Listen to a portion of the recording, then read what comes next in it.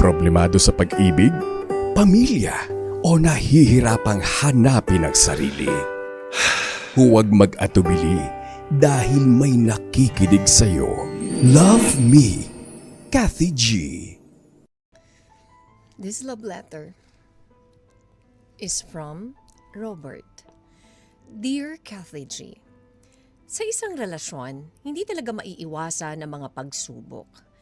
May iba na nagagawang lagpasan yon, pero may mga iba rin na sumusuko rin agad. Minsan kasi Kathy, yun na lang ang nakikita nating paraan, sumuko na lang dahil sa sakit na nararamdaman natin. Tawagin niyo na lamang po akong Robert. I'm 33 years old from Cavite. Isa ko sa mga masugid mong tagapakinig, Kathy G. 23 years old pa lang po ako noong napagdesisyonan kong pakasalan ang girlfriend kong si Melissa. Pinakasalan ko siya hindi dahil sa nabuntis ko ito, kundi dahil mahal ko siya. Naging masaya ang pagsasama naming dalawa lalo na't magkakaanak na rin kami.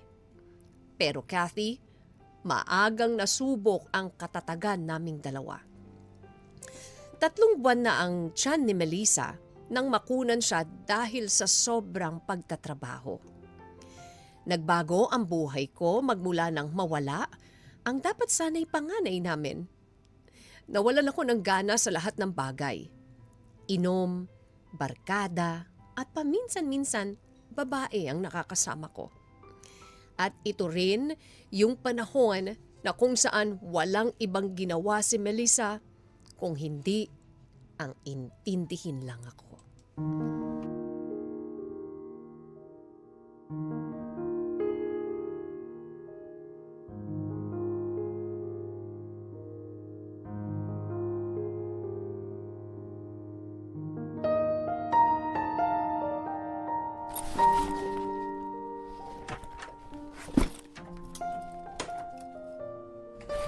Aalis ka ba?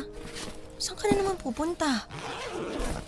Kina Nico sa Batangas. Magkikita kami. Parang reunion din yan ng batch namin. Nung college kaya sasama ako. Kailan ka naman uuwi? Sa susunod na linggo o baka na naman sa susunod na buwan ka na uuwi niyan. Teka, ano ba problema mo ha? Wala akong problema. Nag-aalala lang ako. Eto na naman tayo eh. Maninermo ka na naman. Narinig ko na yun ng maraming beses ah. Yun naman pala eh. Narinig mo na.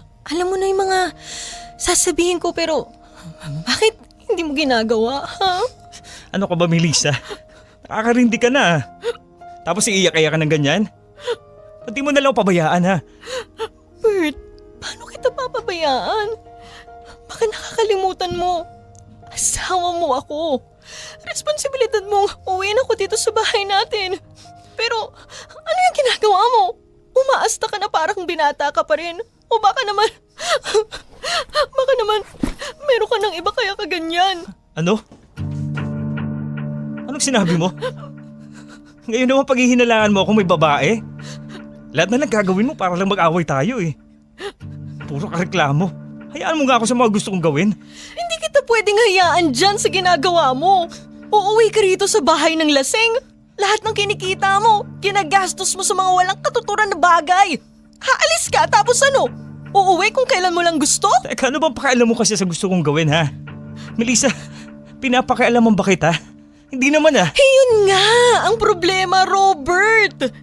Hindi dapat ganun, di ba? Parang ako na lang yung may pakialam sa relasyon nating dalawa eh.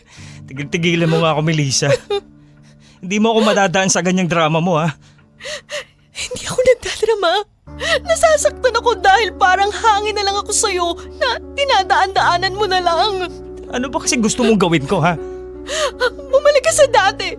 Yung taong minahal din ako ng sobra. Basta hindi ko kayang gawin yan ngayon. Hindi mo na ba ako mahal? Sagutin mo yung tanong ko. Hindi mo na ba ako mahal? Mahalaga pa ba yun ha? Oo!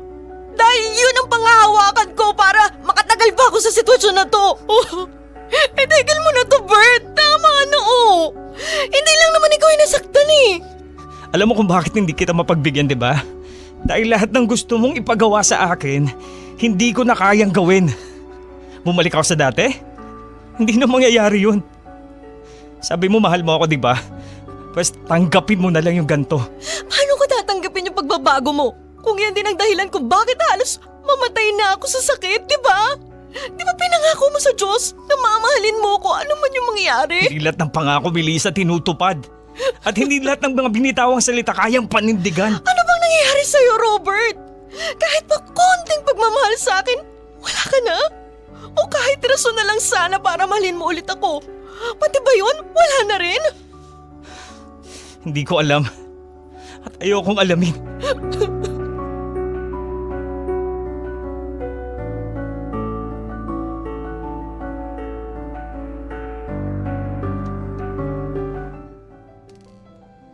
Kathy G, ilang beses na nagmamakaawa sa akin si Melissa na bumalik ako sa dati. Pero hindi ko ginawa.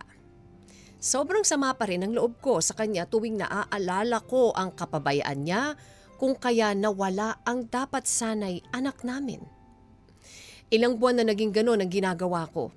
Papasok sa opisina at uuwing lasing o kung hindi naman, dediretso sa kwarto at matutulog na lang.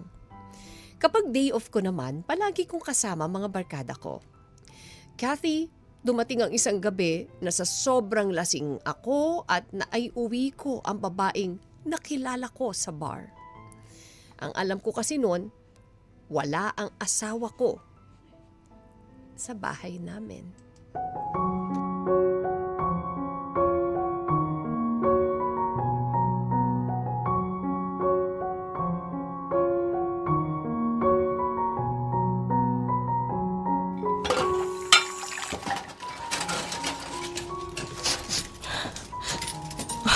Gising ka na pala. May pagkain at plato na dyan sa lamesa. Kumain ka na lang ah.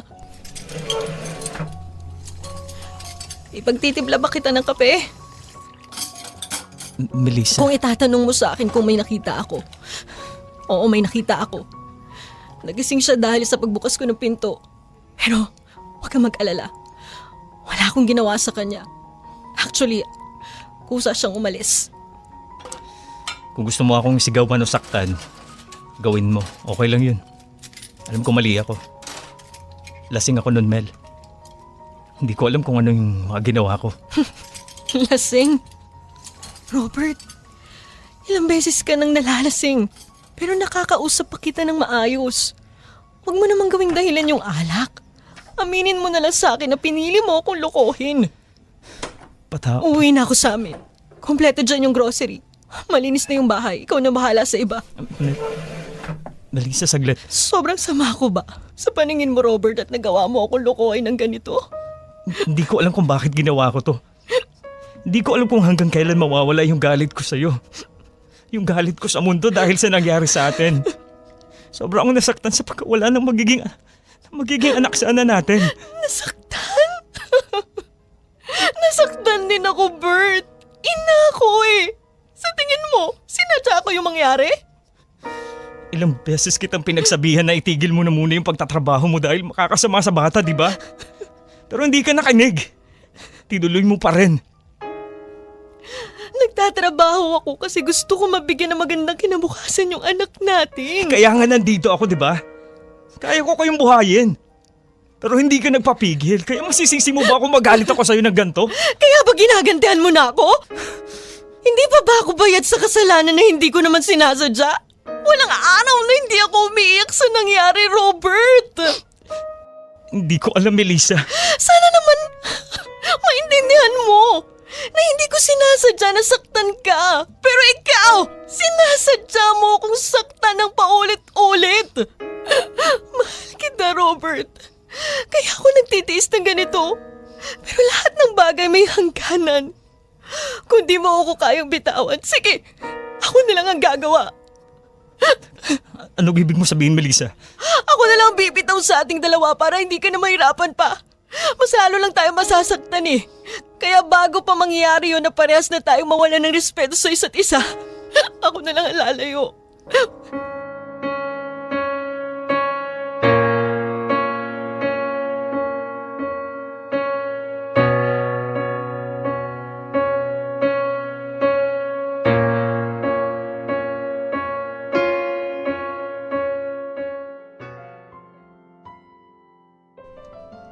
Kathy G. Tahimik kong pinagmasdan si Melissa habang nag-iempake ito ng mga gamit niya. Kusa siyang bumitaw sa relasyon namin. Nang umalis si Melissa, halos araw-araw kong kasama ang mga barkada ko at doon kami nag-iinuman. Magigising na lang ako na magulo ang bahay at tahimik. Akala ko nung una, magiging okay ako. Sinasabi ko sa sarili ko na hindi kawalan si Melissa. Pero parang iba, Kathy G, ang nararamdaman ko mula nang mawala ang asawa ko. Kathy G, lumipas ang ilang linggo, naramdaman ko may kulang sa buhay ko. Dumating ako sa puntong kapag gumigising ako, si Melissa ang hinahanap ko. At pag umuwi naman ako galing trabaho, naghihintay ako na may sasalubong sa akin at yayakapin ako. Pero wala na pala ang taong gumagawa nun sa akin, Kathy G. Doon ko lang na-realize na mahal ko pa pala ang asawa kong si Melissa.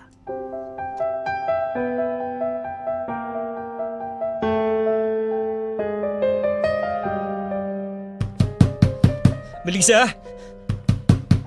Melissa? Ano ginagawa mo dito? Kuya AJ, parang awa mo na. Kailangan ko lang makausap si Melissa. Ang kapal din talaga ng mukha mong lalaki ka.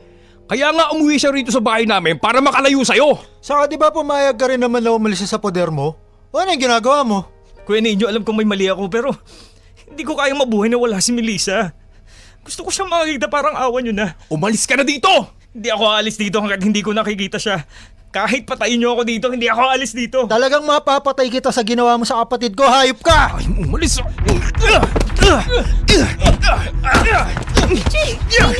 Tama na yan! Ang kapal ng mukha mong magpakita dito! Porke nawalan ka lang ng anak, papahirapan mo pa yung kapatid namin? Para sabihin ko sa'yo, dobleng sakit ang naramdaman niya kaysa sa'yo! EJ, ano pa? Tama na yan! Sinaktan niya si Melissa, Nay! Siyang dahilan kung bakit halos hindi natin makausap ng maayos yung kapatid ko! Anong nangyari kay Melissa? Hindi mo ba alam na pagkatapos nyong maghiwalay, halos 1 linggong hindi lumalabas ng kwarto yan? Hindi kumakain ng maayos at walang ibang ginawa kundi umiyak ng umiyak dahil sa walang kwentang katulad mo! Kaya kung ako sa'yo, Robert, umalis ka na lang. Kailangan niya ako. Gusto ko siyang makakausap. Kahit ilang suntok pa at tadyak ang ibigay niyo sa akin, tatanggapin ko. Hindi ako lalaban. Nagmamakaawa ako sa inyong dalawa. Kuya, tama na yan. Hayaan niyo na si Robert. Melissa! Melissa! Diyan ka lang, hindi ka makakalapit sa kanya. Kuya ninyo, hayaan mo na siya. Gusto ko rin makausap si Robert. Ano? Huwag mo sasabing makikipagbalikan ka sa lalaking to. Kuya, mag-uusap lang kami. Hindi kami magbabalikan. Sige na, pumasok na kayo doon. Sigurado ka ba, anak? Opo, Nay. Okay lang po ako. Umayos ka ha, hindi pa tayo tapos. Melissa, kumusta ka na? Hindi ka raw kumakain ng maayos. Ano ba nangyari sa'yo, ha? Anong ginagawa mo dito? Di ba may trabaho ko sa Maynila? Wala akong pakialam doon. Melissa, patawarin mo ako sa lahat ng ginawa ko sa'yo, ha? Nagsisisi na ako ngayon. Patawarin mo ako, please. Kailangan ko pa ng panahon, Robert. Kasi yung totoo, hindi na pagmamahal yung nararamdaman ko kapag nakikita kita. Kundi, sakit. Melissa, miss na kita. Simula nung umalis ka ng bahay, akala ko kaya ko eh. Akala ko wala na akong mararamdaman sa iyo eh. Pero kailangan lang pala mawala ka para ma-realize ko na mahal pa rin kita. Saka na tayo mag-usap, Robert. Melissa, umuwi ka na, please. Magbabago na ako. Pinapangako ko sa'yo. Alam ko na ako yung pinakatangang lalaki dahil sinaktan kita. Dahil binaliwala kita. Pero please, umuwi ka na, Melissa. Nahihirapan pa rin ako. Ang sakit pa rin, Bert. Melissa, hindi ako susuko. Mahal na mahal kita at gagawin ko lahat. Huwag ka lang mawala sa akin ng tuluyan.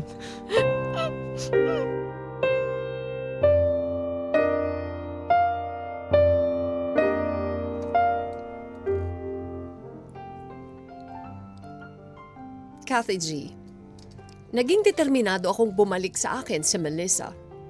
Kumuha ako ng isang mumurahing paupahang kwarto na malapit sa bahay ni na Melissa para doon ako tumuloy kapag wala akong pasok. Araw-araw ay dumadaan ako sa bahay nila at nagiiwan ng mga sulat at bulaklak. Niligawang kulit siya, Kathy G. Kahit masakit, okay na ako basta't masilayan ko lang siya sa malayo. Lumipas ang ilang buwan, nakita ko ang pagbabago ni Melissa. Kung dati ay halos wala siyang tulog, ngayon ay naging maaliwalas na ang mukha niya at napakaganda nito. At mas lalo kong nakita ang Melissa na minahal at pinakasalan ko noon.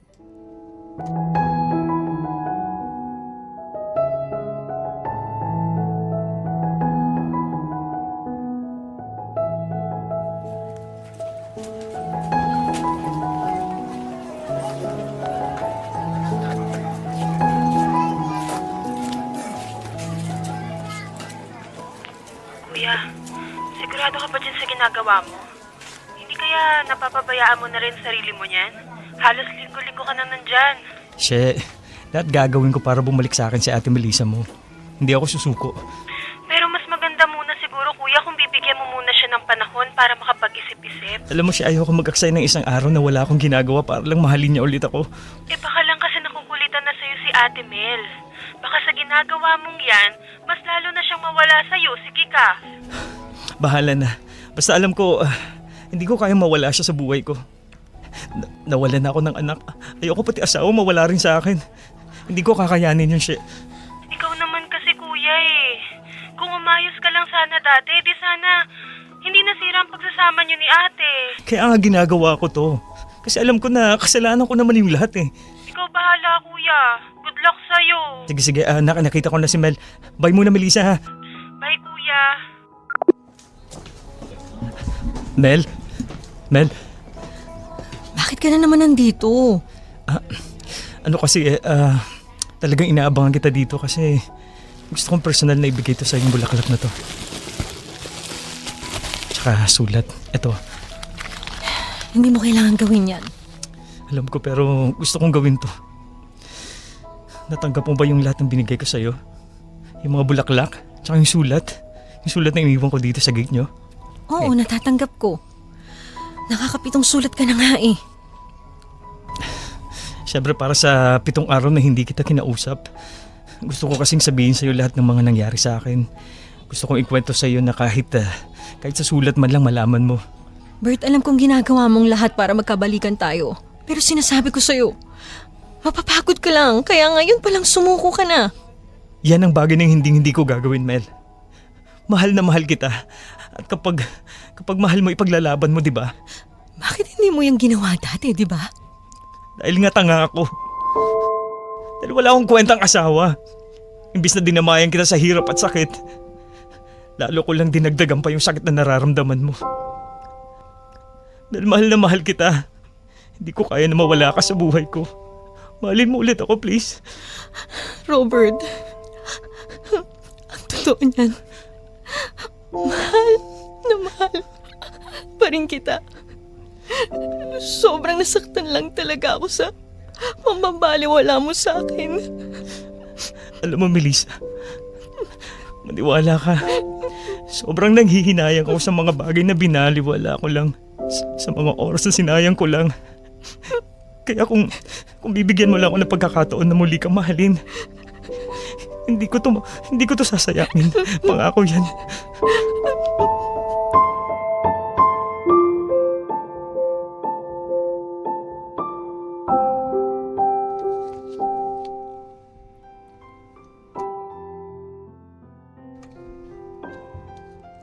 Kathy G, tuluyan na nga kaming nagkabalikan na Melissa. Pero hindi naging ganun kadali ang pagtanggap sa akin ulit ng kanyang pamilya. Bago kasi kami umuwi sa Maynila ay formal kong ipinagpaalam sa Melissa. Tulad ng inaasahan, Kathy, nabugbog ulit ako ng mga kuya niya. Parehas nila akong pinagbantaan na kung sakaling saktan ko ulit ang kapatid nila. Higit sa suntok at tadyak ang aabutin ko. May takot man pero sinabi ko na lang na hindi na nila magagawa yon dahil hindi ko nasasaktan si Melissa. May alinlangan man pero hinayaan na kami ng mama niya na magsama ulit. Nagpapasalamat ako sa Diyos, Kathy, na binigyan niya ako ng pagkakataon na makasama ulit ang pamilya ko. Napabayaan ko man sa una si Melissa, pinatunayan ko't hindi ako mapapagod. Napatunayan na ang mga tulad kong naging pabaya noon ay kaya ring magbago. Kathy G, salamat sa pagbasa ng aking liham. Maraming salamat din sa mga taong nasa likod ng inyong programa. Dito ko na po tatapusin ang aking kwento at sana ay mas tumagal pa ang inyong programa. Kathy G, maraming salamat po. God bless you and your program. Lubos na gumagalang, Robert. Love Me, Kathy G.